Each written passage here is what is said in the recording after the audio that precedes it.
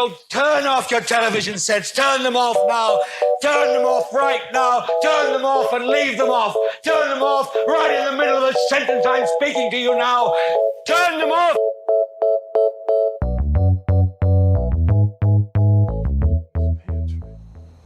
Jasper, we could have been talking this whole time. Yeah, I was thinking you funny in the head.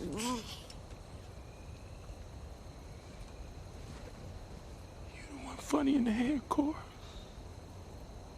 Look, every time you run, it's the same result. So you either funny in the head or stupid.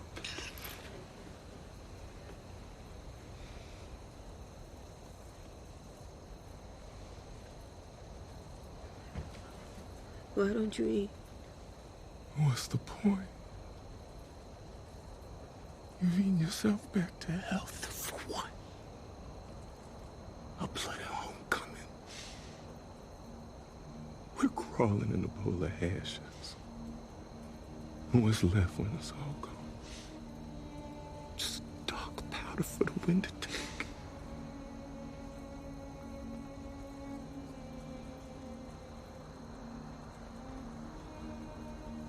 You're dark. Oh, you're giving up. I ain't giving up. I'm free. Can't nobody touch me.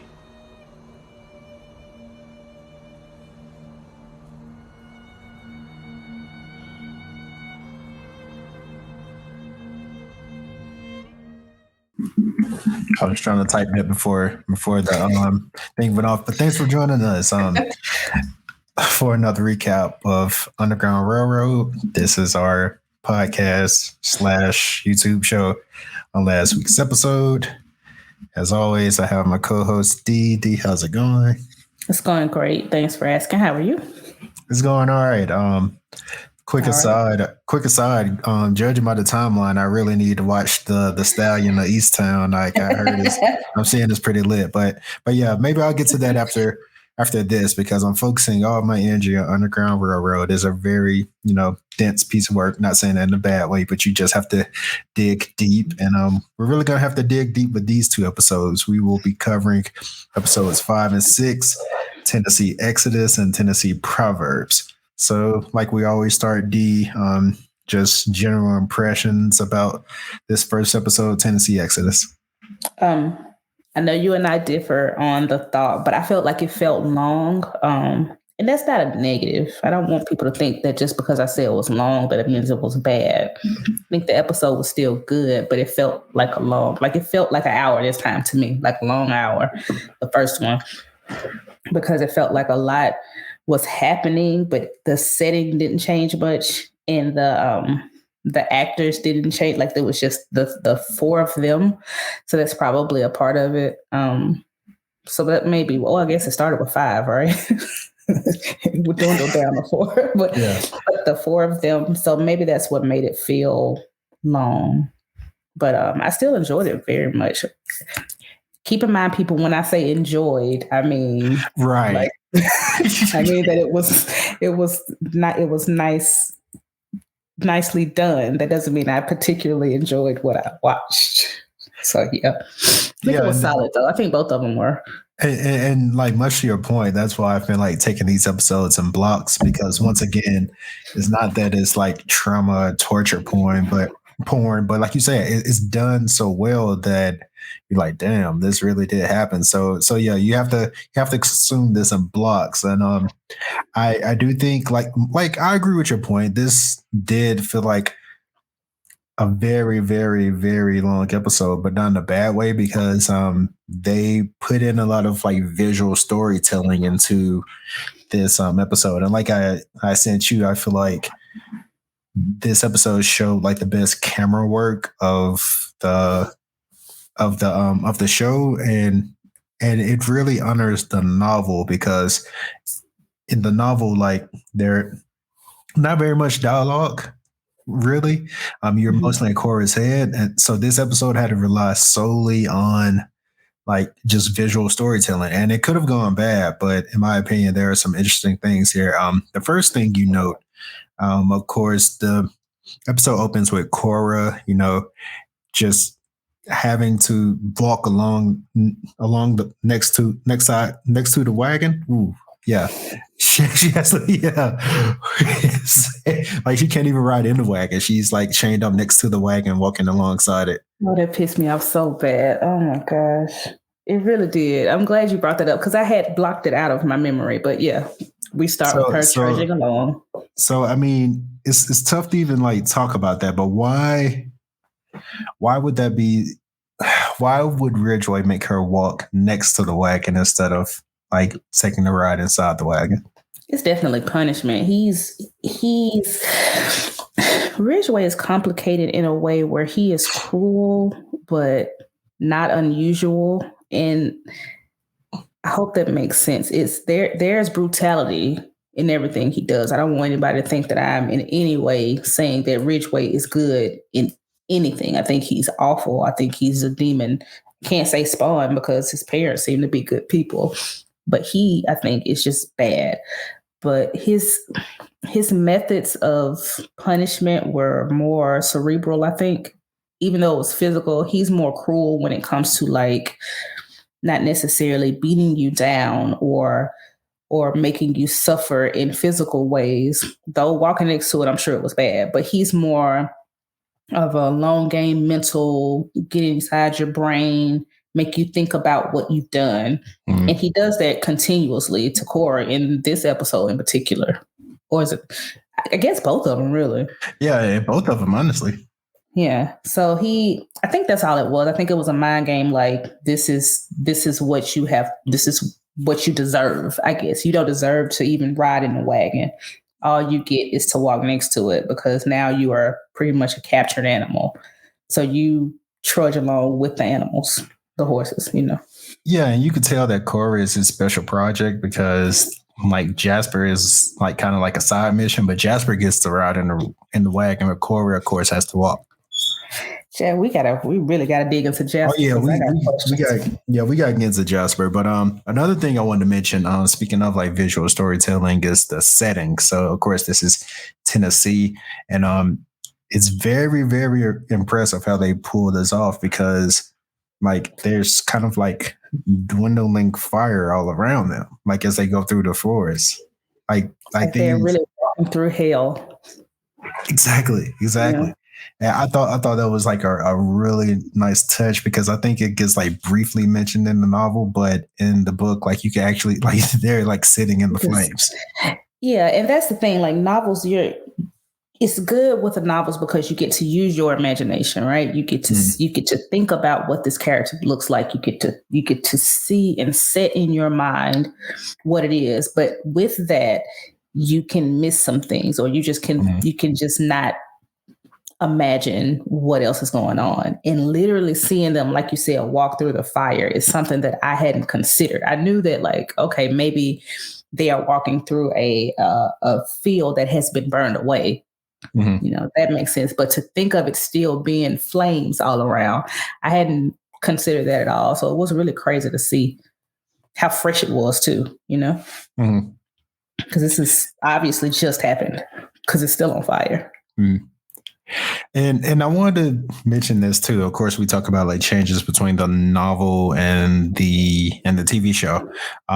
In the TV show, he's going through Tennessee for a particular reason. Like, because in the book, Jasper is getting taken out west, and then he tells Cora like, "Well, there's no rush for you. We'll get you back to Georgia whenever."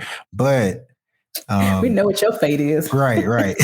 So, and I think this change was made to put some focus on Jasper. So there's no real destination for Jasper right now. He's just along for the ride. But I want to talk about the changes that were made to Jasper's character and also the ones that were carried over from the book. So how did you feel about just seeing Jasper in this episode? Because to me, like as a minor character, he's still like a very important character, and there are like some things from both the novel and the TV show I want to highlight. So what'd you think about seeing Jasper in this episode?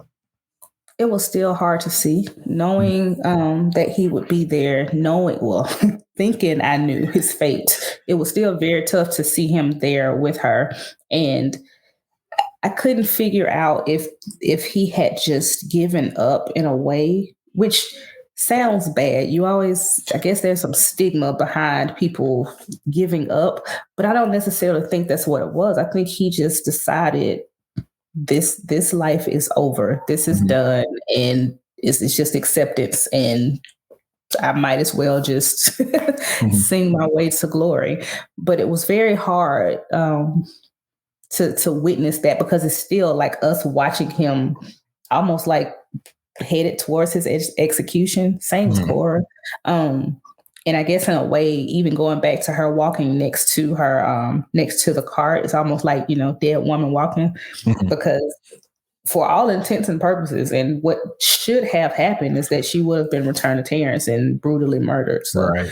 yeah, but Jasper's the same thing. It's just, I guess it's more difficult for him because I couldn't tell if he had some sort of mental issue, if he was suffering some kind of psychosis, because that's possible, or if he was just like, you know what, you have nowhere to take me, I have nowhere to go, so let me just bide my time. See, okay, so I'm going to say something now. So if you're watching this and you haven't read the novel or you haven't finished the show, can't just jump ahead like 30 seconds. So the way the novel ends is Cora thinks she's reached one place, but she looks up and it's like, oh shit, we going out west. So to me, what this book is trying to tell you is like the path of the runaway slave was arduous, and there was really no escape from the runaway slave. Jasper knows that. So Jasper, the inclusion of Jasper shows two things. First, the use of like religion and hymns as like a means of survival, because that's why he was like such at peace. And also, like, Jasper knew that his death was almost like his liberation. Like, that was the only way out of this life. So to me, it wasn't like he was crazy or like even giving up. He just knew, like, I'm at peace with this. Like, I would rather because like you said, D, like he's literally going through hell right now. So I think he's like, I would rather be free and leave this body than go through any more of this hell. And there are like slight changes in what happens in the novel and the TV show, but this is one change I actually really prefer. It was still tough to watch, but at the same time, it gives Jasper an end that I think many of our ancestors had to take, where they were just like, you know what, instead of going through this hell, I just let it go. I just let go of this, earthly body, and I'm free because, I've accepted this in my heart. Like I said, like because he even says, he's like, I'm free. Can't nobody touch me. So he was at peace when he died. Like he had his moment in the little makeshift church. He was at peace. So this is one change I actually don't mind. And it's hard to say like you're happy for Jasper, but like I said, you could really tell that he was okay with his end, basically. With dying. And I'm glad you said freedom too, because like you said, a lot of our ancestors kind of knew, or they had accepted that was the only way they would be free, is death. Like, you run away, which is a portion of freedom, a fraction of freedom, because you're still mentally a slave, right? You're still looking over your shoulder. You're still worried about the day that they would come. You're still being haunted in your dreams. You're never fully who you could be. Your potential will never be fully reached because your mind is still stuck in slavery. When you die, that's it. And because they've so seriously taken the Bible and shoved it down their throats, and I'm not anti-Christian. I am a Christian, y'all, please.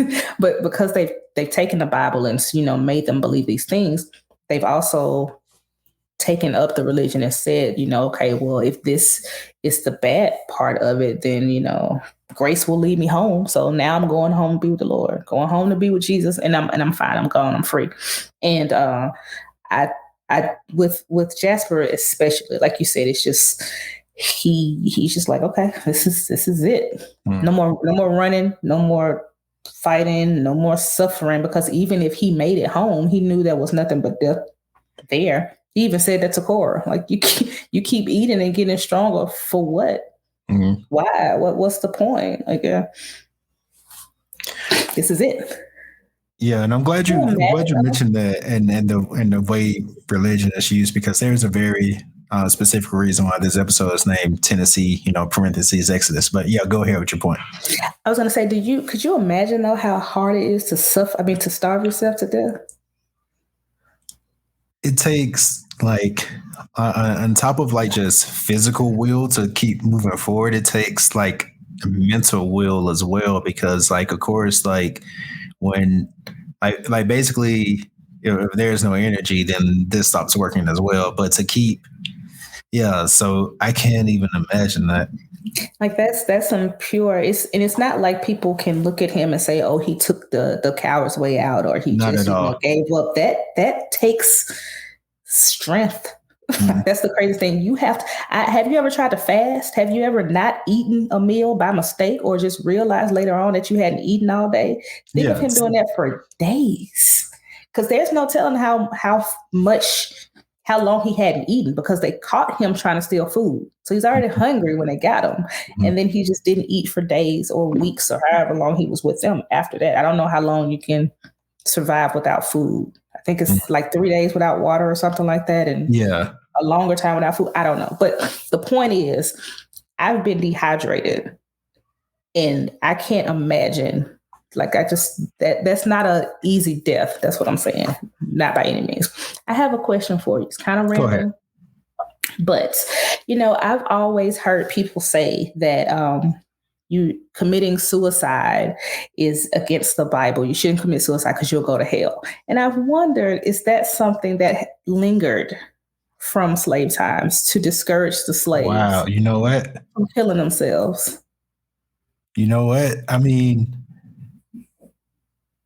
that is a very interesting point. Like, that is crazy. I wonder if they just put that in their minds, like, don't kill yourself because you go to hell, and hell is worse than this. Right. So suffer through this and go to heaven, or kill yourself and go to hell, which is worse than this. And I'm not saying they did, but I'm just wondering where that it would not shock me at all. Like, that actually raises a good point, because I mean, from the slave owner standpoint, you can't lose your property if everybody, decides like, okay, this life isn't for me. Like, then more people are going to start everybody tonight. Right. So you got to give them a little droplet of the afterlife and say like, okay, if you do this, this is what's going to happen. So no, that raises a great point. And I've never thought of that. So I randomly thought about it because I guess Killmonger helped too. Because he's like, my ancestors that jumped from the ships because they knew it was better than bondage. And I was like, you know what? Yeah. I'm sure a lot of slaves were probably like, death is better than this. Yeah. But they didn't. I mean, people do have a will to live. Like, that's just, I think, an innate feature or something in us that we want to live. But I couldn't imagine wanting to live like that, because I always think about the zombie apocalypse, and I'm like, just go on, send me to glory. Why are you trying to live through the zombie apocalypse? There's no way out. But it's like slavery is equivalent to the zombie apocalypse. Maybe worse. Who knows? Send me on to glory. But anyway, I just want to see if you thought. But and I want to shift to like you said, the mental torture of Ridgeway. Like, by the way, if you placed your bets on the Ridgeway redemption arc, you lost and you need to pay up. You can send us your money at contact@thekidswearcrowns.com. But no, seriously, like, Ridgeway doubles down, even triples down on like how evil he is, because just talk about what he does with Cora telling her about Lovey. I hate Ridgeway, bro. Like, I hate him with everything that's in me, and I want to make that clear. Like, there was a time when I was reading a novel that I was trying to understand him, and I'm thinking there's goodness in him somewhere. It just feels like there's goodness in him somewhere, but there's not. He's just not the evil, I guess, that we're used to. It's almost like, you punch somebody in the face and they see you do it, that's one evil. But if you hit them from behind, that's a different. You're still hitting them either way, right? That's Ridgeway. But his he came to her about Lovey because did she bring up Mabel?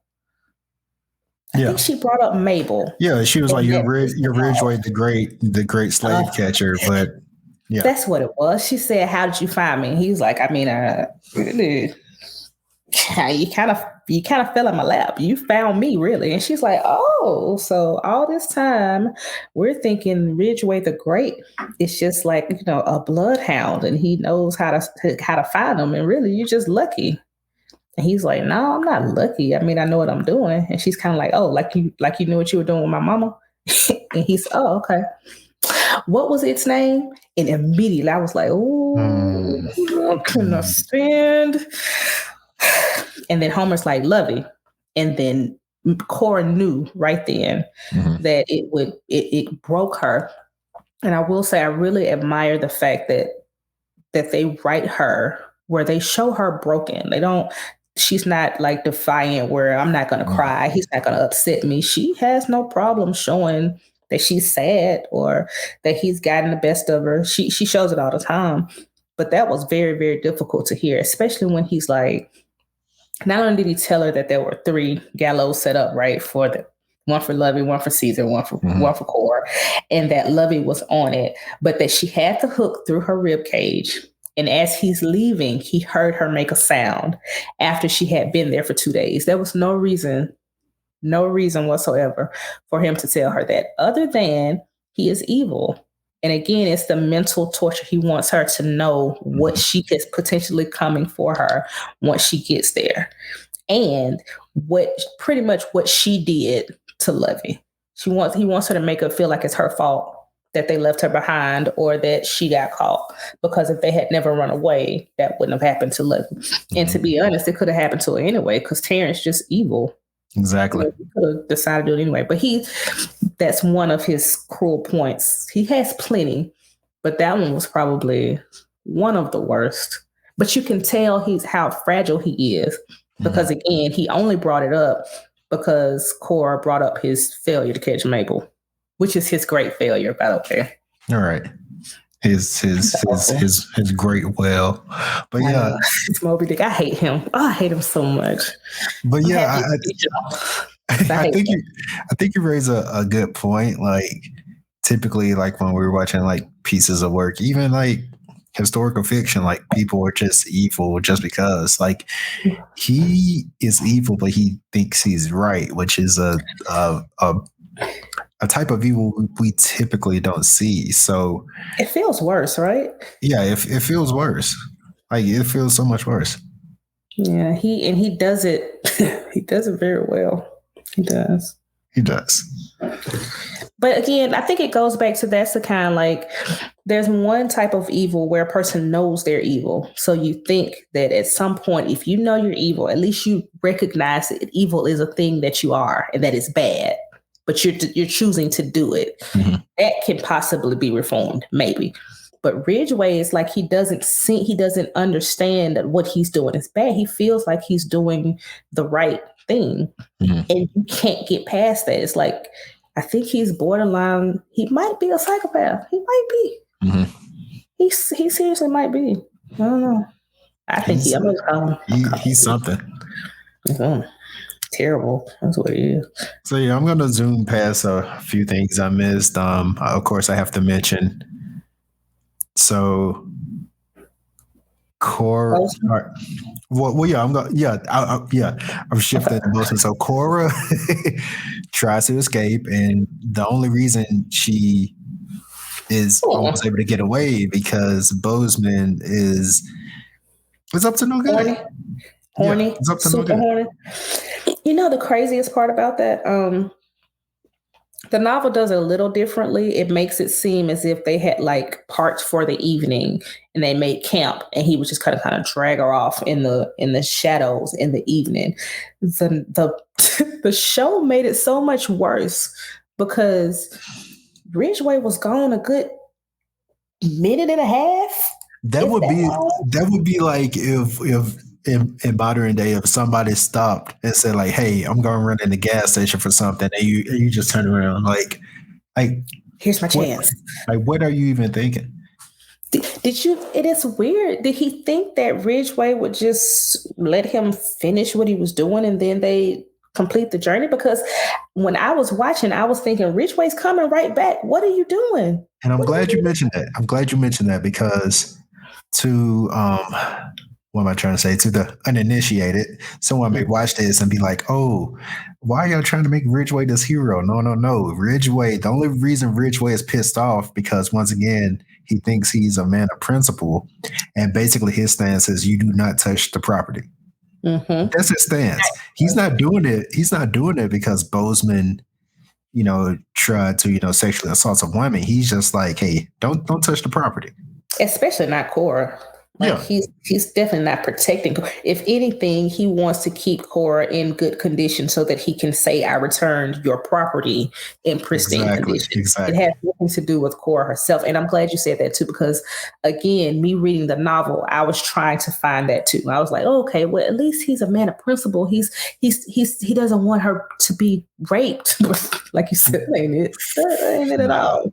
Not at all. But with that, I think what was Homer not going to tell him, or Homer was going to tell him eventually, but I think because it came up at that moment, Homer like, pss, pss, pss, pss. I don't know. Well, since we snitching, Since we telling now. The only before I get to that, so I don't want to forget. Cora is to the core her mother. As much as she's angry with her, as much as she hates her for abandoning her, she has so much in her because there is not a moment Cora wasn't looking for a way to get away. Not a second. Every small opportunity she got, she tried to take it. And that is admirable because you know what can happen if you get caught. And I guess she's like, well, I'm gonna die anyway. So I guess in a way, her and Jasper are kind of the same, except Jasper has accepted death, and Cora's like, it's death only if I don't get away. Jasper's like, I'm dying regardless, whether I run, whether I stay. This is just a vicious cycle that's not going to end.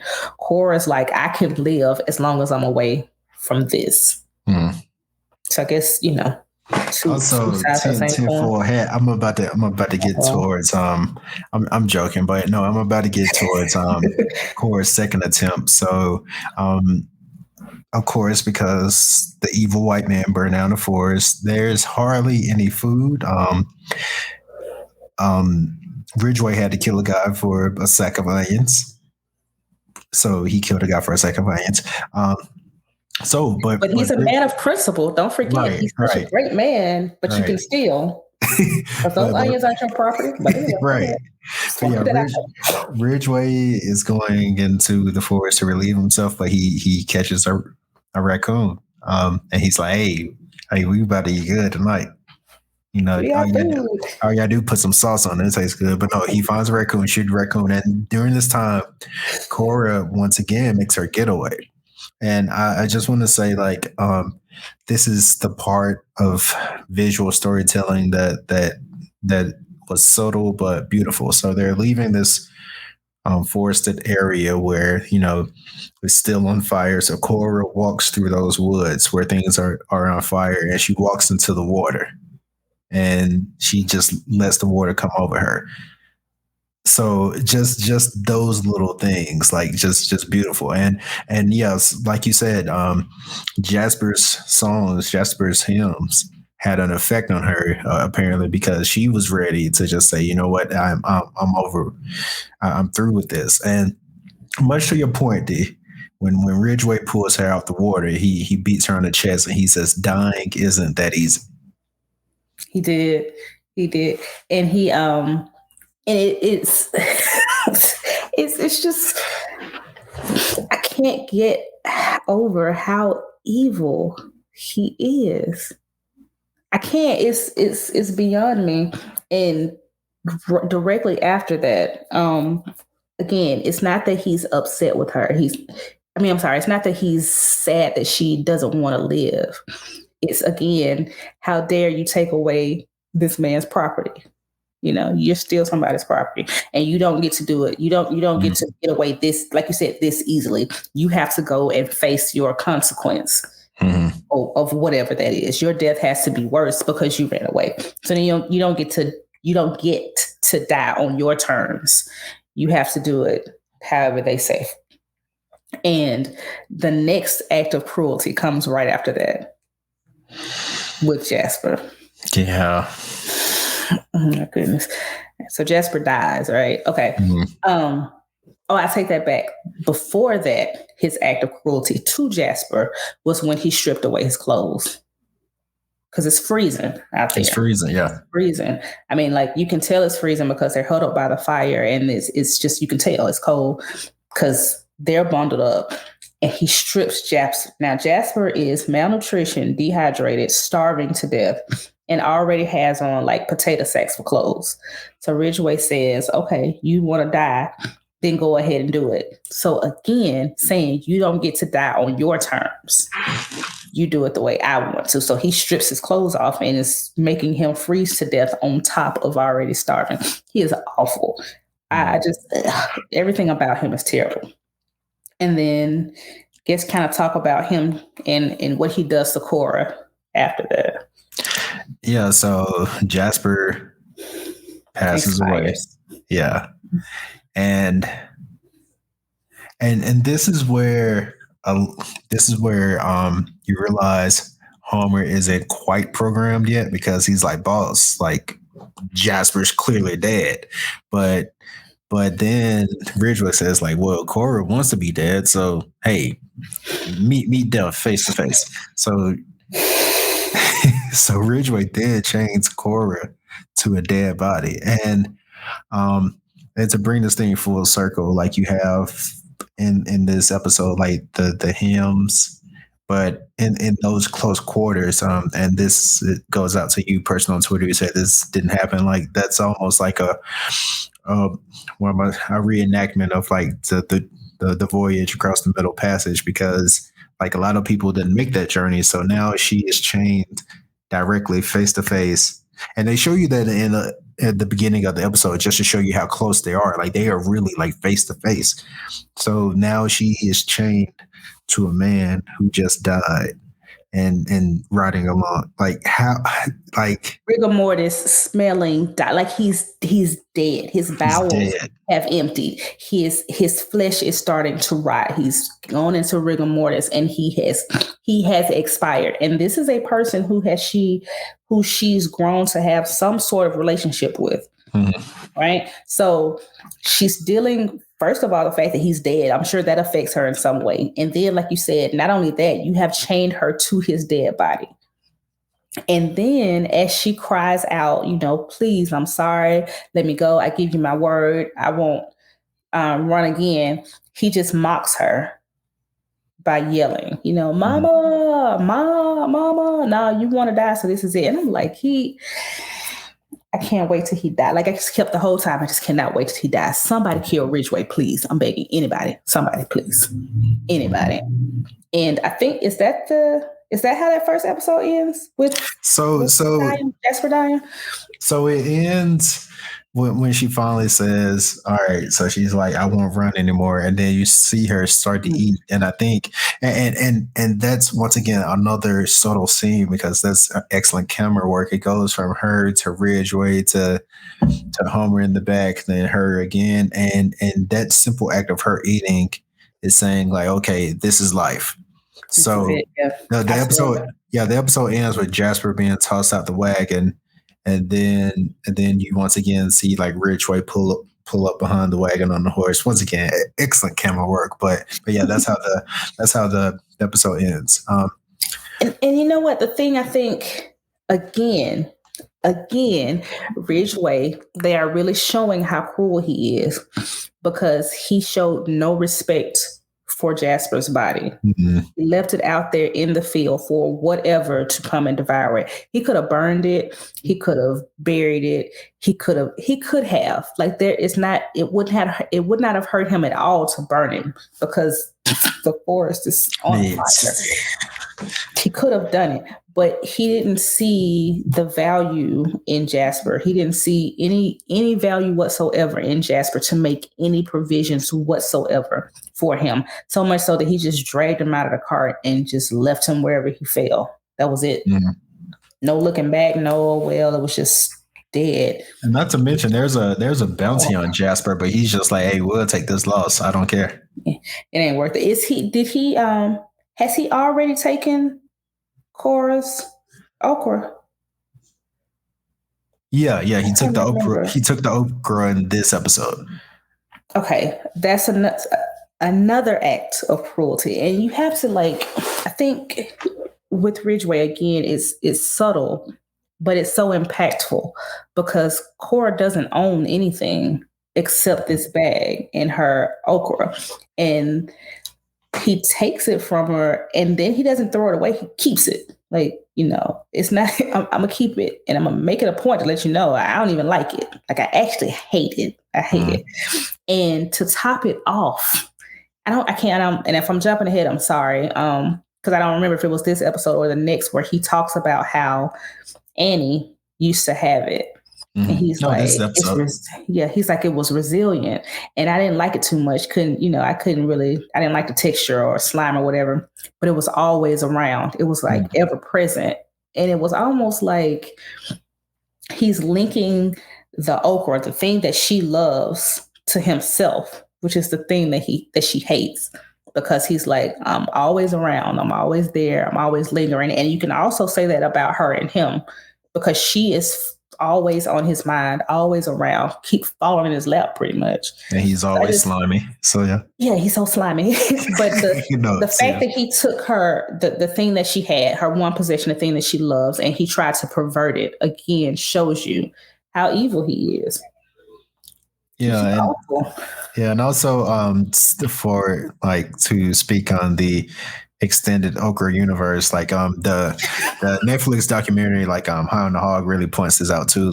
Okra is so special to our community is because it is not native to this continent. It made the travel over, so it's very likely that okra was given, it mentions in the book, was given to Mabel by her mother, and then her mother before her. So to take those okra seeds, they're like, I don't even like this.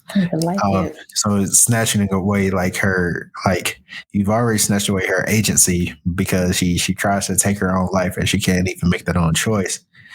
But now you're taking away her possession. So now she is truly property. She has no agency as a human being. Nothing.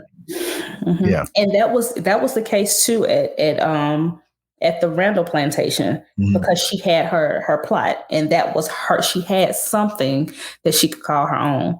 And then, when Connolly and I can't remember who it was in the novel that had the little situation, but when he took that away from her, when she fled, she made time to gather her seeds. That's just how important it is to her that she has something of her own. And the fact that he took it from her, like you said, he don't even like it. It's just, it was awful, man. I hate him. I hate him so much.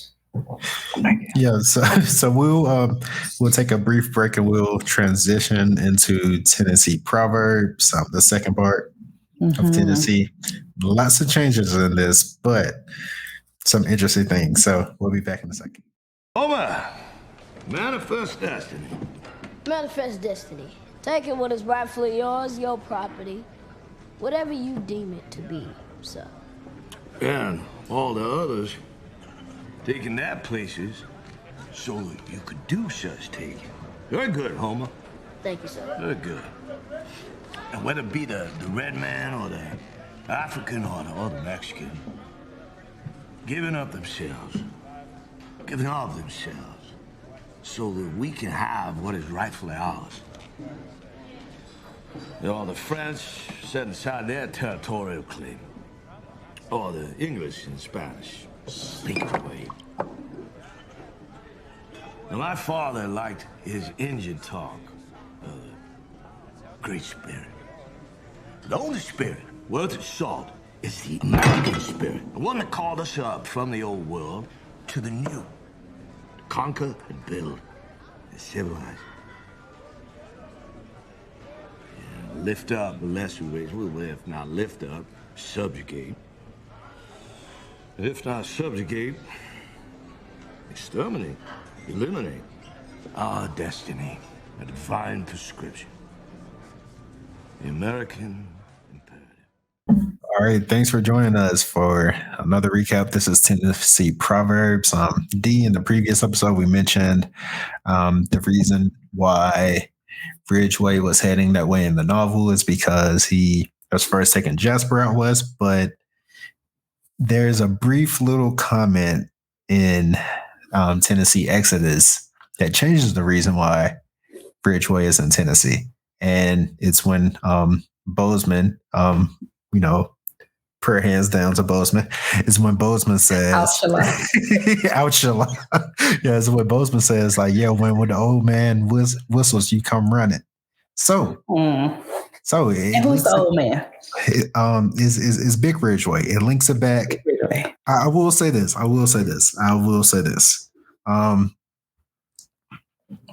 guess the best analogy I could come up with is, you know how like an artist will drop an album and you're like, not an album, excuse me, like just one like single or one track for the album and it's like sounds weird, but then you listen to the album and that track sounds like better within the context of the album. That's now how I feel about the Great Spirit episode. Yeah.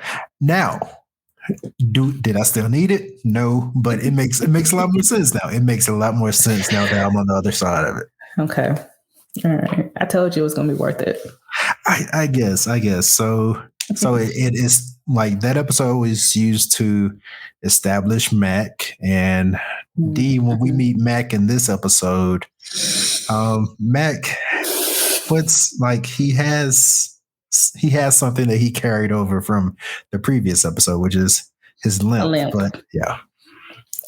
So we talked about this, and Mac is a character like Grace. He is not in the novel. So it it's interesting to have him there because it does add some texture to his dad's character, to Ridgeway Senior, and it also helps with Ridgeway. I always want to call him Tom. What is his name again? You talking about Arnold? Arnold. Yeah. He's Tom in The Great Gatsby. Anyway, yeah. Arnold. It helps with that too because you can see again where his disdain for Black people, because it is. He is racist, whether he realizes it or not. He's for sure a racist, but you can see where it came from, and it's because his dad shows affection to Mac Senior first, and then Junior, because he has the people that work with him. I say with because they don't work for him. The people that work with him on the farm are his family. And Arnold can't understand. It's like he can't get it because it's like, I'm your family. I'm a part of you. So why do they get to be your family too? He's almost like the kid that gets a step sibling and he can't accept them. That's kind of what it is. And in the grand scheme of things, that's kind of how his father accepted and embraced the people that worked for him. You know, Annie Mac and Mac Jr. He treated them like family. Whereas Arnold was like, we could just get some slaves. And I think in a way he wanted them to be the slaves, But Mac Jr., he still has his limp. And he seems, I won't say he seemed surprised in a way to see Arnold, but not very much. Like it's almost like he knew he would come because his dad was sick, but he was still shocked to see him in the flesh in a way. And then his surprise turned into shame and disappointment when he said, "Introduce me to your family," because he was really excited with the thought that he had Cora and Homer and they were a family. But once he realized what it was, his face, like you could really see his whole face fall and the disappointment cover him because he grew into the man that we knew he was going to be. So like, no matter how good your dad was, no matter how much he tried to make you better, you were just determined to be who you are, which is awful. Yeah, I'm glad you mentioned that because, like, reading the novel, like, we get the same explanation that we get in the TV show. Ridgeway bought Homer. The next day, he drew up emancipation papers. That was something that didn't make sense for me, but at the same time, like, I accept it because, you know, these people are three-dimensional characters and they think they're doing things for the right reason. But I really like the context that's added here.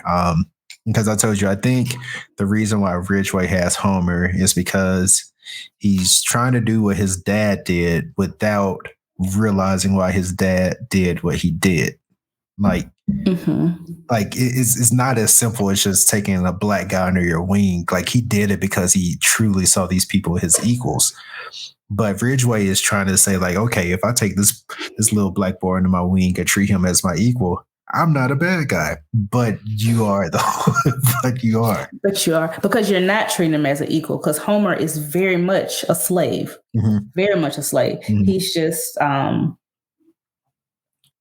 not a slave on paper. Yeah, it's slavery. It's slavery by a different form. Yeah. That's exactly what it is. And as a matter of fact, I also like the fact that they mentioned that he bought him. He was like, somebody was trying to clear a debt or something like that. So they gave him to him.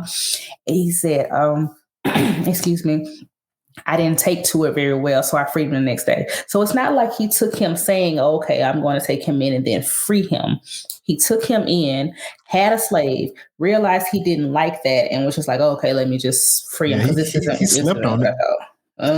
Nah, this ain't really me. Yeah. I thought I would like this, but it turns out it's not me. So please just go forth. And I don't know what he expected. Because again, where is he going to go? He's a child, because he's still a child. So obviously when you got him, he was a child. And you're saying you try to shoo him off and send him off with freedom papers. Where is he going to go? Yeah. Like, if he's 10 now, just imagine how young he was then. That's what I'm saying. He's a child. You're the only adult or constant he knows. Of course he's going to follow you. So he made it almost seem like Homer was a stray that just followed him home, and then he fed him, and then Homer just wouldn't run away. No, Homer had nowhere else to go. You didn't do him a service by buying him and then sending him off somewhere. You could have, if you were going to do that, you could have just left him where he was. Could have. But I mean, Ridgeway is a great guy. He's awesome. Right, but yeah, I like the voyage back to old Ridgeway's home and everything that transpired in this episode, because I forgot to mention something from the last episode when Jasper looks at Ridgeway and he says he's gonna see what you've done.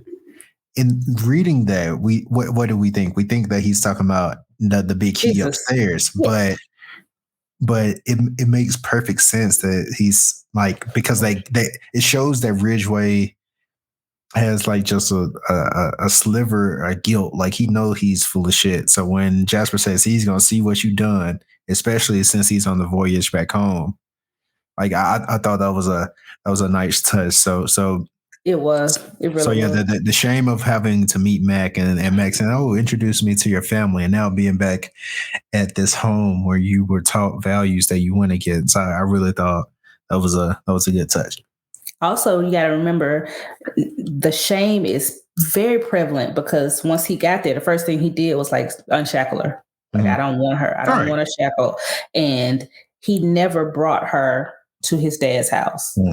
I don't think he took Homer in there either. I don't think so. Is outside somewhere, because, like you said, there is deep shame inside of him, whether he wanted to admit it or not. And I think it started with Mac. He may not he does feel guilty for what he did to Mac. I think he would do it again. Yeah, I think he'd do it again. He would do it the other way.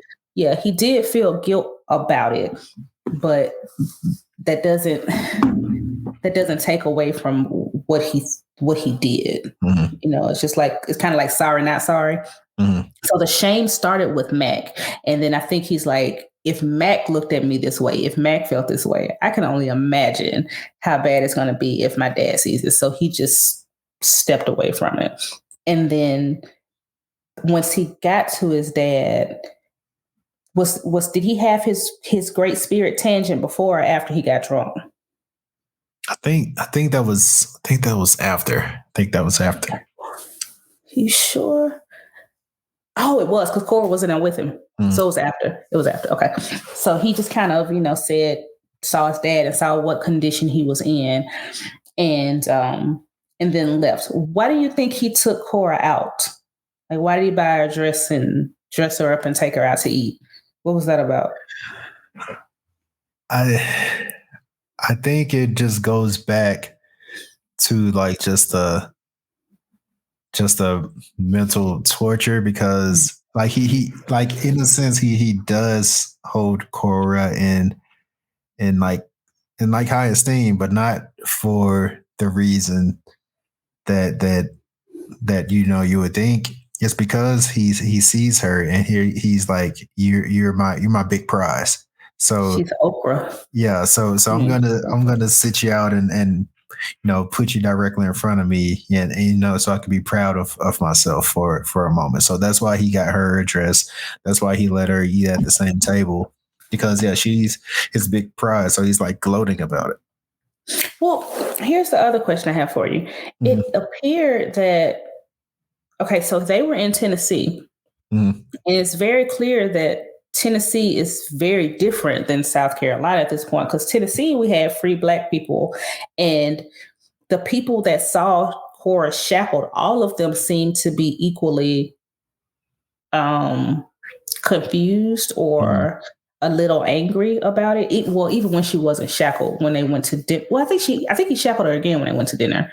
But the people that knew why she was there, they all seemed disappointed that was the case. I guess it's just hard for me to. So I'm gonna answer. Tennessee and Georgia.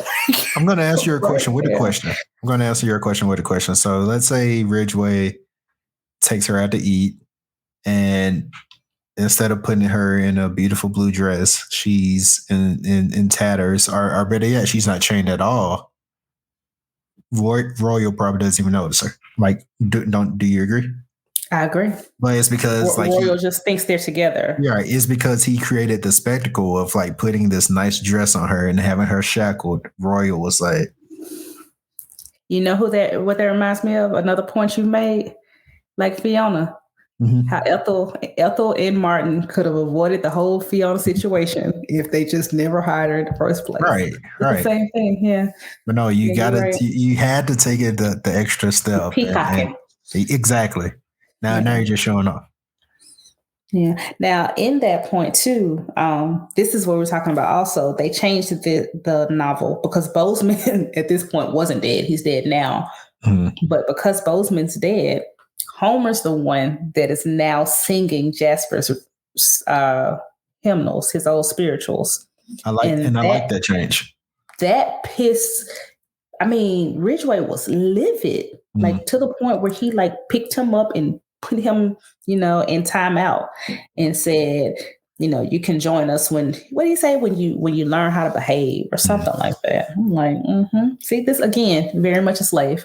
And by me saying I like this change because of course it's still how can I like it? But I like it because Bozeman was clearly mocking Jasper, but having Homer sing the songs, it's almost like Homer doesn't even realize why he's connecting to these. Like he doesn't even realize why he's singing these things or why they're on his mind now. So that's one change I really do appreciate. Yeah, he's got an earworm and he's like, wait a minute. Yeah.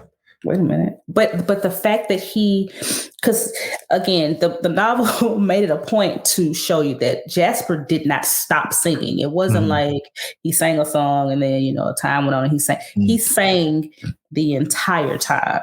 So the fact that Homer, it kind of makes you think Homer's listening to this and not necessarily, it's not like he minds it. Because even on the show, it's not like Jasper had a bad voice. It was was singing, and it wasn't half bad. So it's almost like Homer could have possibly been enjoying the spirituals that he was hearing. It's almost like when you get that song stuck in your head and you're like, damn, where I heard this before. So it's almost like that with Homer. So it's really resonating with him and he doesn't even realize why. And it's because like, hey, these are the songs these are the songs of your people. Yeah. So they get to dinner and then Cora pisses him off again because she's so good at it. I love it.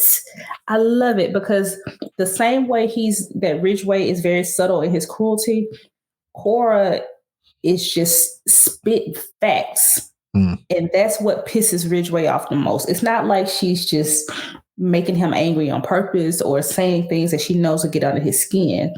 She says the most simple thing that is the truth, that Ridgeway knows is truth, and is angry because she has the nerve she can see through him like nobody else. And she pisses him off again. And what does he do? He goes back to being cruel again. Again. So she has to go to the restroom, or she makes it up because she really don't have to go. She just don't want to talk to him anymore. And before we get that, we have to talk about him and his manifest destiny. Yeah, because I was going to say like, okay, because Ridgeway once again thinks he's a man of principle. Like he even captain of his fate, master of his soul. He even suggests that he is above the institution of slavery, but it still shows you he harbors feelings of white supremacy. Like he still says like, this is the white man's birthright. So he's still an agent of white supremacy, even though he's like, yeah, this is the white man's birthright, even though it's not my thing. But it just goes to show you the different layers of like just white supremacy and that manifest destiny speech was like in a nutshell, like everything they had to tell themselves to like justify their actions back then. Did you notice that Homer's the one that said it? Mm-hmm. You know what that reminded me of? What's that? On the plantation when they tried to get the little one to say, and it's the same thing. Like how do you know this, Homer? And I know he can probably read. I'm sure he can read. Yeah. He knows his letters. Yeah. But still, the fact that Homer is the one to bring up this idea that he cannot, he can't actively participate in, like just like. Exactly. Yeah. And it's so weird because it's almost worse. I know nothing is worse than slavery. I don't want anybody to think I'm saying anything is worse than slavery, but the form of slavery that Homer is enduring feels worse because he is a slave who's being taught to hate his people. Mm. So his family, his people, his roots, his heritage is being stripped away from him. So there is a point where he's not going to belong anywhere. And that's going to be the devastation that comes for Homer. Yeah, because I mean, once Ridgeway dies and Homer steps into like a white bar, they can be like, nigga, who is you? Like, who you think you is? That little nigga hat on. That neck.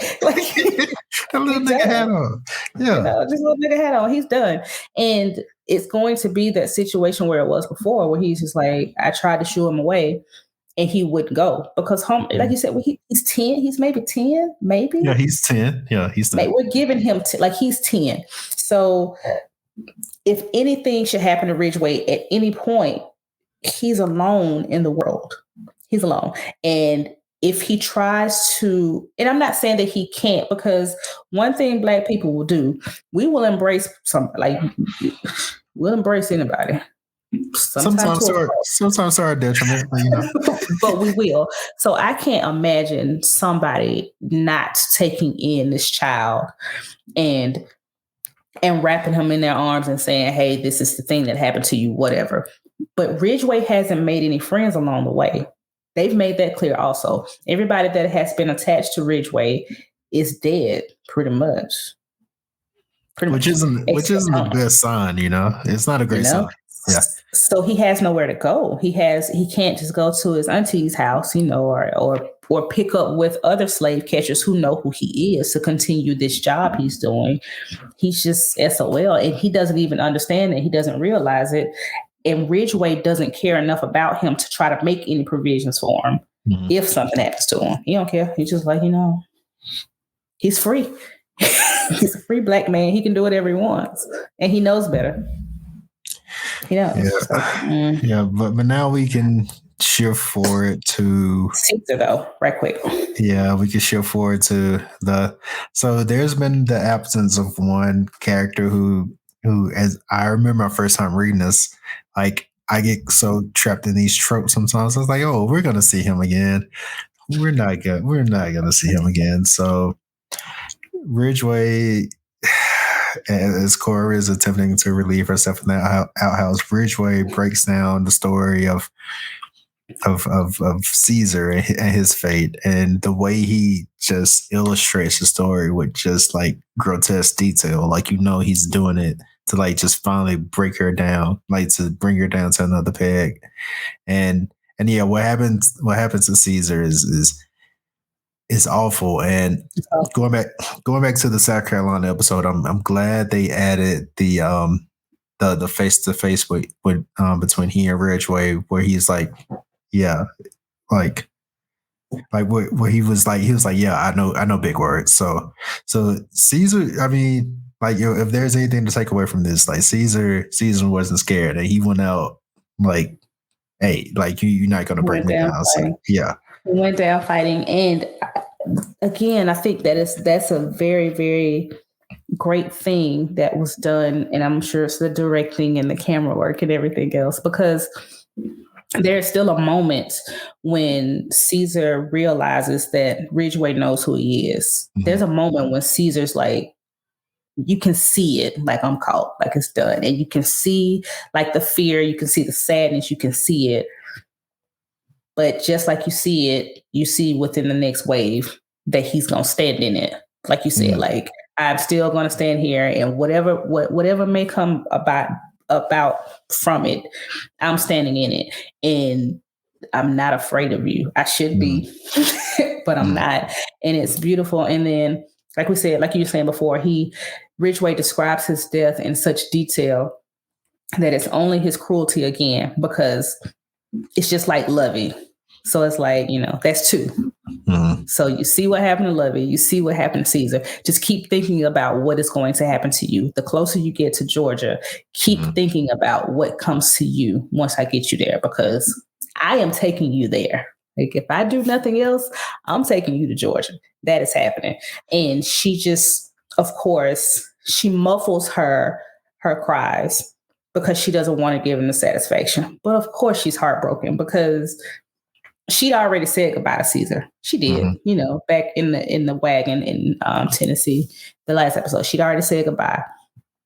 But to know the finality of it, it's one thing when somebody's missing, right? But then when you know that they are gone forever, it sucks. And then I'm sure there's a part of her that knows she missed out on the other parts of him too, the romantic parts, like him talking about a family and all of that stuff, because I'm sure she considered it, She wouldn't have been. He was enamored by her, and she never, and she never really got to indulge herself, because she, like, that's a part of herself like she's never known, but now she wishes that she would have allowed herself to give into it. And she can't go back. Right. And it's very obvious that she was getting there, because she was very, very upset about the thought of not being able to have babies. Mm-hmm. Right. And if she didn't want kids, and of course she still care, because they shouldn't be doing it. But she really took it hard. Like, they're making it so we can't have babies. And I'm like, oh, she want to have some little gray-eyed babies, or blue, as Ridgeway. I noticed that he said blue eyes, but I was like, I don't think his eyes are blue. Yeah, I thought they were gray. I think they're great.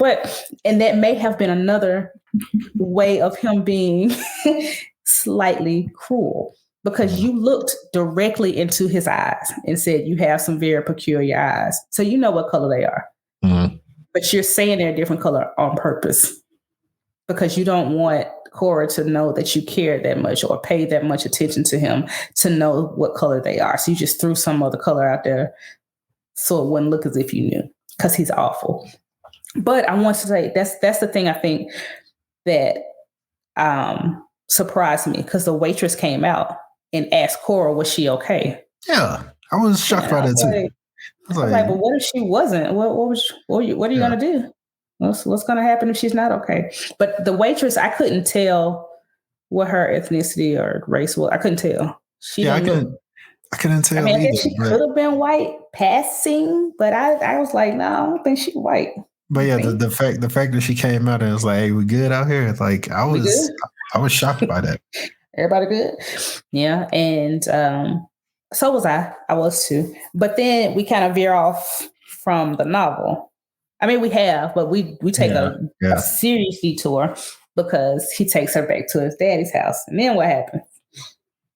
All right, so allow me to get this off first. I thought that, and it's not like a take or anything, but I think a lesser show would have done something here, and I was sitting back like I hope you don't do this, because when he took her up to when Ridgeway took her up to the room, I was like we don't need to go there. We don't need to go there. Mm-hmm. But I'm glad that it didn't go there. And like I said, a lesser show would have taken it there, because it's the cliche. Did it not go there because he was too drunk? Because I thought that's what we were doing. I really thought that's where we were going. Mm-hmm. But I'm saying, do you think that it did not, outside of course, they didn't write it in there, but do you think that's what his intention was and he just could not do it because he had been drinking too much? Or was he just never going to do it and he was just trying to scare her? Yeah, I don't think he was ever going to do it, but it's because I'm trying to get the order of events right. So he chains her to the bed and then he goes to his father's bedroom, right? He went to his dad's bedroom first because she was in there. Okay. She was in there when he was having that conversation with his dad. Because I remember her looking at him. Yeah. So they were in the bedroom when he was having his come apart talking to his dad. Oh, okay. Yeah. Okay. And well, now they're furious and went and like furiously chained her to the bed while she was screaming. And I was like, please, we've made it this far. Like, we're doing well. We don't need that. Don't do this. Please don't do it. And they didn't. Yeah. Yeah. Because but like I said, I still got the thoughts that was his intention though. Like he was very well about to. He just couldn't function because he was so drunk. And I mean, you could. I don't know. I mean, you could be right. You could be right. I don't know. It's just kind of like a difference between what we thought as him, like you saying, respecting people's property versus what was going on. Because it really looked like that is. Yeah, because I was going to say, like, dare I say that would have gone against his character? Or maybe not. Or maybe not. And once again, like I said, I'm not saying it in like he's in a noble way, but he's almost like, once again, like can't touch the merchandise, can't touch the property. Like that's his take. And because we have to go back to Bozeman, was he more angry at Bozeman for being indecent, or was he more angry with Bozeman because he left her unshackled? Look, did he really care? I know this is a wild thing to say, but if Bozeman would have decided to get indecent with Jasper, I don't think Ridgeway would have had a problem with it. It's the fact that he decided to get indecent with the prized property, which is Cora. Like that's all he cared about. He didn't care about the act itself. Like he could not care less about that. Like I think it's the fact that Bozeman tried to her. Okay. I buy it. But I'm with you. I'm glad it didn't happen. I'm very happy for whatever reason, whether he was drunk, whether it was never their intention. I'm just glad it didn't happen. Because Cora, she definitely thought it was about to happen. Yeah, she did. She was distraught. Like she really, really was. And I was glad that he just went back over to his side because it was almost like, girl, calm down, I ain't studying you. And just went over there and passed out. Mm. And then, which ushered in Chidi. Yeah. He's down there. Well, half of his face is right there. Yeah. Hey, Chidi. Royal. And Red So clearly, if Ridgeway is on one part of the Charlie, Cheedy is gonna take the a good place joke. Sorry, but no. So is Royal, is Red, and can't remember the other guy's name. It's one more, but I can't think of his name either. So they make their way to the house, and they are able to retrieve Cora, and they come in with them things on them. With them things on them. And the only problem I had with this, is that Cora didn't get to beat his ass. I wanted Cora to beat him up like she did in the book. I did. It's okay. It's fine. But I really wanted her to get at least like one good solid right, But she didn't. She did get an okra back though. And I want to say this because this is a point I very much agree with. But we are looking through the lens of like present day and like that hate and anger we feel today. She should have killed them.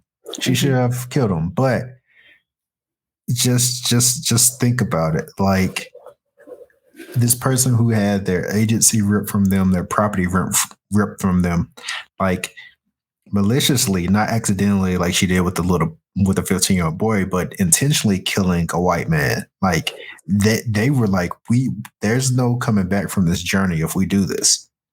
They were prepared. They were prepared to do it, but they were like, this is like you can't. This is something you can't even imagine doing at this time, like killing a white man. So I get why they didn't do it. Mm-hmm. Me too. Because. And this makes you what they are. Mm-hmm. Because in the novel, Red is the one who kills Bozeman ultimately. Mm-hmm. Ridgeway just beats him up real bad, but Red is the one who kills him. And they have this same pretty much talk. It's like, now you are kind of the thing you hate because you didn't have to kill him. You chose to. And that's kind of what Royal was saying to Cora. Like, you can leave now. We can leave right now. You don't have to kill him. This is you actively choosing to take a life. Are you prepared for what that means? And she's like, hell yeah. She's like, hey, I've been waiting. I've been waiting on this moment. And Mac, see, this is the thing. The person that he hurts is the one who ultimately saves him. And it's just crazy to me that that's how it happened. That's the only reason I didn't like it. Because I just don't like what happened to Mac, to be honest. And I don't like that Homer's the one that did it. But I get it. Like if the way they wrote it, I get it. It's not like that's outlandish the way it happened. I just don't necessarily like that change from the book just because it pretty much because it made Homer kill Mac. I just didn't like that, honestly. I didn't like it at all. I did like the touch with the Great Spirit. Yeah. I knew he was stalling. I felt that while I was watching, I kept saying he's stalling. He's stalling because where's Homer? Where's Homer? Where's Homer? Where's Homer? Because I knew that Cora hadn't hurt him. I knew that they hadn't hurt him. I figured they didn't hurt him. But I kept thinking, where's Homer? Where's Homer? And it was, although I did not like it, it was beautifully written because when he struck the match the first time it went out, I said, oh shit, there's Homer. Mm-hmm. There he is. Because now he doesn't have, like the Great Spirit isn't there, which means to me, there's evil in your presence. Because while he was standing at the well trying to strike the match, it wouldn't work because Ridgeway was standing there, wouldn't work. And he said, you have to go with it. And once he's, went down with it and was down there by himself, there it was, And if you really think about it, what are the odds of you holding a match, falling down a well, and it staying lit? Right? What are the odds? So it's just, to me, it just signified the Great Spirit is in you while you're here, but it's nowhere near him, nowhere near Ridgeway, not even close to Ridgeway. And he knows that. That's why he tried to berate his dad and make him say that it doesn't exist, because he just can't wrap his mind around the fact that it doesn't exist in him. So it can't exist at all. Like that was just a fluke that it was with Mac. This is just make believe. And him trying to light the match and it not working, I was like, damn it, he's about to die. Because Homer, there has to be evil. And I hate to say Homer's evil, but he's the extension of Ridgeway. Also, did you catch the foreshadowing? Because I went back and watched Tennessee Exodus. Did you catch the foreshadowing? Which part? So I think there were 2 times when Ridgeway would go to sleep, Homer would walk over and take Ridgeway's gun, and he would practice shooting. He would play with it, and you know what? I didn't even think about this too. Homer says he couldn't sleep unless he was shackled. In the thing, and Ridgeway this time was the one shackled when he went to sleep. Or while he was asleep. And it's just like, I did not catch the foreshadowing because I was wondering what he was doing, but I thought they were just kind of showing us how much he trusted him. You know, because Homer had the means and the opportunity to kill him at any moment. He could have. Right. You know, and he didn't. But yeah, you're right. There was some serious foreshadowing because, I mean, he used it. Yeah. And killed Mac. I will say this. So I didn't like the killing of Mac for like different reasons. Okay. And to me, this is, and it was bound to happen. It was bound to happen. I mean, every note of the song can't be played perfectly, but this is the only part of the show, and it's going to be weird because this is a TV show, but this is the only part of the show that feels like a TV show, because we see this in like Westerns. We see this in like other stuff where, you know, you think the villain is about to be over for the villain, but they're able to like snake away like at the last second. So like, I like watching it, we know he's stalling. And to some degree, maybe even Mac know he's stalling. But but the fact that this happened like this, I was like, oh, that feels kind of like TV. Like that feels like traditional TV. But I mean, I could look past it because, like you said, I do like the touch of the Great Spirit and the callbacks to that. So I could let it go. What did you think about their conversation though? The one he had with Matt, because he was stalling, but the things he was saying, did you think those were true or was it just stalling? They were not true. And in regards to Mac, I'm also glad he was able to let Ridgeway know one thing. Like Ridgeway was like, hey, if you let me go, all of this is yours. And Mac was like, it's not yours to give away. I really also love the fact that as much as Ridgeway hurt Mac, because it could be a small thing, but you've crippled this man for life. You crippled him. But as much as he hurt him, he was still very gentle with him. He was still respectful to him, and he was still honoring his big Ridgeway, Daddy Ridgeway, because it was just a very beautiful moment when he was like, you know, I'll sign a lease over to you. And Mac was like, it's not yours to give. And he's like, I'm not trying to hurt you. Your daddy wasn't trying to hurt you, but it's not yours to give. And I'm like, wow. Because he could have just been like, you can't. I already have it. You're good. Don't come back. But let me ask you a question. If Mac lives, does Mac tell Ridgeway to get away from here and never come back? I was just about to say that. And if he does Ridgeway oblige him, or does he come back and take it? Well, like he did the onions. Well, the fact that Mac came to that fate pretty much answers the question, and that's like you can't have a half measure when you're, you know, in front of someone like Ridgeway. You gotta take him down at that moment, because he would have came back just to kill Mac and if presumably Mac's family at this point, if he has one, he would have came back just to do it and left the house empty. Like just to say like he probably will still leave the house empty. Exactly. Like he would do it just like he's like that level of petty. He would have done spiteful. But see, okay, so I'm glad you said that, because I also want to know, do you think there's still a bit of fear in Mac? Because Ridgeway is still very much a white man. Yeah, Ridgeway is a white man and now how much do you think it would take for Arnold to convince them that this is his property? It doesn't matter what the document says. This is my daddy's place. Why would he give it to Mac? That document wouldn't have meant the damn thing. That deed wouldn't have meant the damn thing. If Arnold Ridgeway says this is my home, my father just passed, that's his home. They'll be like, oh yeah, okay, it is. So of course it is. So why wouldn't it be? Yeah, so to put ourselves in Mac's shoes, like kind of like you said, like Big Ridgeway, like basically Big Ridgeway showed him grace. He raised him as if he was his son, but Arnold Ridgeway is the white man that he's always known. So he knows that he's, like you said, there is some fear there. So yeah, that's. And I really admire the Big Ridgeway because he still at the end told him, I wish. What did he say? I wish I could have raised you. I wish I could have raised you better, or something like that. Yeah, like he's taking that. I wish I could have made you the man. Yeah, yeah. He's taking responsibility for who Ridgeway has become, although it's not his fault. It's not his fault. It's not his fault. It's not at all. But he wouldn't give him the satisfaction, even when he was breaking down and having a full out come apart. He's just like, you have your tantrum all you want. I wish I had raised you better than this. Mm-hmm.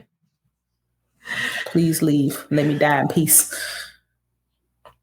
So Cora's gone with Royal. I want to say the train station was really cool. The murals and and that's what I love so much about this show and this novel. Like it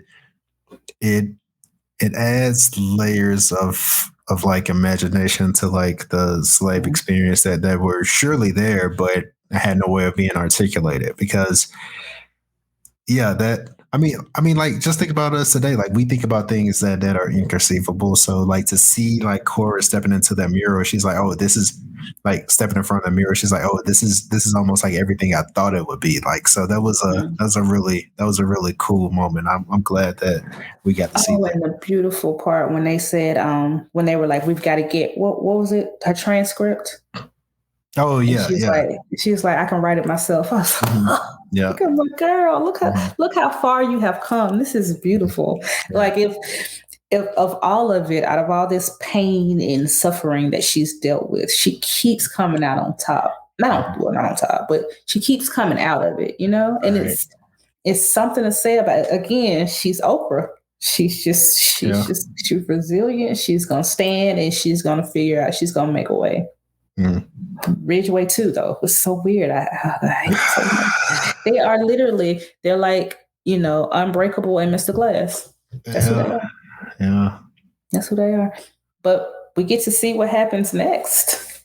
Yeah. Where they're headed. Where are they going? They're going to one of the worst states in the Union, Indiana. Is it Indiana or Illinois? Wait, which one is it? No, it's Indiana. It's Indiana. Yeah. It's got to be Indiana. Illinois. Yeah. So Indiana. So a few housekeeping notes. There is the next episode is a tiny little episode by the name of Fanny Briggs. So we will recap that. Like we would just do spend a little time talking about that episode along with the Indiana episodes.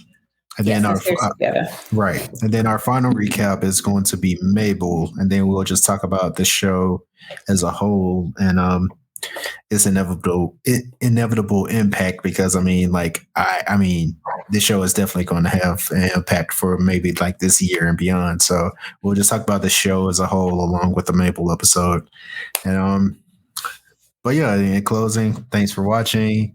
As always, make sure you hit that like button. Make sure you subscribe to the page. I think I got that wrong. Over in this corner, you'll see the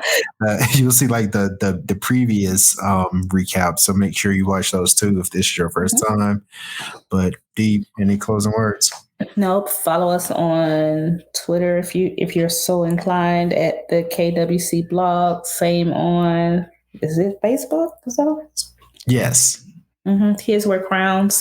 Go to kidswearcrowns.com. We are on all of your streaming platforms, so you can listen to this also if you don't see it on the YouTube. But we really appreciate you watching and listening. And thank you very much. Also, I before we go, I just have to mention, we are not the Canadian punk band These Kids Wear Crowns. So we're not. So, but word to them, Yeah. Shout out to them. Maybe we need to collaborate or something. But yeah, until next time. Peace.